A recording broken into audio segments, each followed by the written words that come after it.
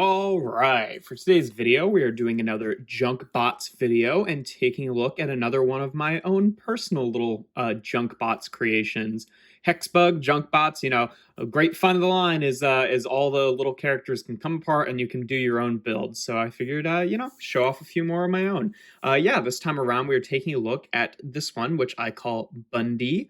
Not much more to the name other than the fact that, kind of sounds like bunny. And he's got the little bunny slipper here, and he's got the two ears on the top that kind of act as rabbit ears, I guess. I don't know. It's kind of just, whatever the first name that pops into my head is, which kind of makes him fit in with the other Junkbots who all don't have, like, a ton of hard concept to their name. But yeah, no, he's a fun little guy here, using the CCTV body, specifically the Series 2 one, the green one, whereas the one from Series 1 is gray.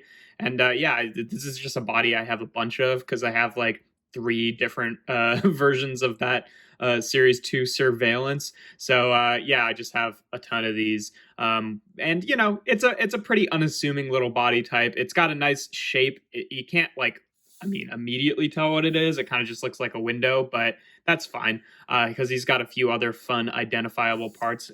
One of my favorite heads here, using the exit sign head with a couple of little antenna there and the kind of like, extendy looking neck there. Again, using the fire extinguisher, a part that I really like and I really try to use in a bunch of different ways just because, I don't know, it's a cool part that is like really easily identifiable as what it is. And I think it really adds a nice splash of color to a build. He's got a little wrench hand here on the other side. Obviously, it has that little bunny slipper, which is a really nice foot. I really like this foot. And then a little brick here as his other foot. And, the rest of him is pretty much just, nondescript kind of machine parts, which is fine. That's a lot of Junkbots here. In terms of articulation, obviously, you can move his arms about. Thankfully, so far, this one is one where the joints in this configuration have held up. So he's like a lot more solid compared to a lot of the other like more lankier builds. It definitely helps that he doesn't have like a lot of weight in any one section. So you can pretty much just put him down and he stays that way. Not a lot of toppling over or anything like that. In terms of his use with the modules, we can start off here with the vibration module, which I can't imagine will do that much, but we'll give it a shot regardless. Make sure it's plugged in there. Turn it on. Hey, that works pretty well. He really jitters around. Again, it works on the Junkbots that have, oh, there he goes, but that have a lot less weight to them so that they, tend to topple over a little bit less. It usually works better on the ones that have like a bunch of little kind of like spindly crab legs. But, since he weighs not so much and he's got regular feet, but it's a relatively small area of contact there, it allows them to jitter around a little bit. So yeah, that worked way better than I thought it would.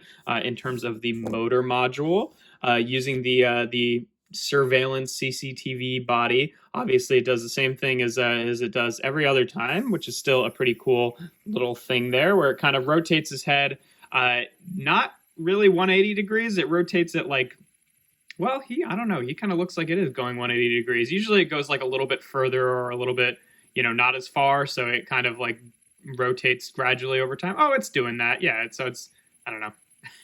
Hard to see. Either way, him looking back and forth, I think, is a pretty cute little function there. And then in terms of the LED module, we've got, obviously, you can light up all of the screens of the CCTV.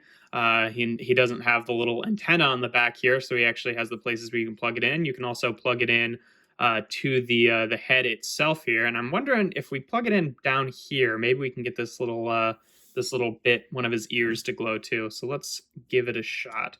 We'll put one in the head there underneath.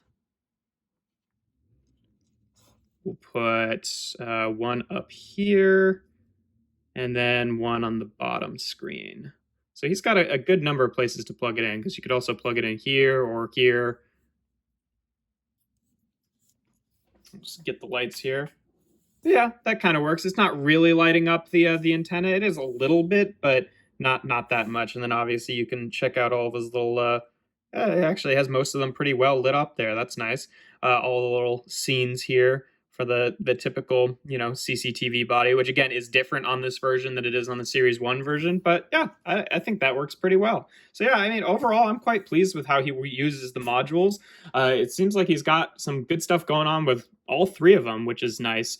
But yeah, no, this is definitely one of my favorite builds. I mean, it goes a long way that, in terms of how I feel about my own builds, it goes a long way that he can just stand on a shelf and isn't like a hassle to to pose, and he doesn't like fall over often, because even the ones that I really like the look of, my opinions on them definitely sour over time if they're always just a pain whenever I put them on the shelf, and he never is, so I appreciate that. In terms of comparisons, here he is with a core class transformer and a G1 mini bot transformer. Here he is with a bot. And here he is with Jack Static. So you can see he's ends up being about average junk bot height. Jack Static's a little bit short, so I guess he's also a little bit on the shorter side, being just a tiny bit shorter than Jack Static, but still pretty average overall. But yeah, no, this is a build that I really like. It's got a fun use of parts here. It's not it like uses the modules really well. It's not unstable, at least for me. I mean, obviously your mileage may vary depending on the tolerances on your particular joints, but at least for me, he doesn't seem to really loosen up too bad over time, which is something that I definitely appreciate with these junk bots, since that can be one of their more hairier features there. But yeah, that's pretty much all there is to him. If you enjoy my videos, make sure to leave a like and consider subscribing. I do videos every Tuesday, Thursday, and Sunday. And without further ado, here we have my Hexbug Junkbots build, Bundy. There we go.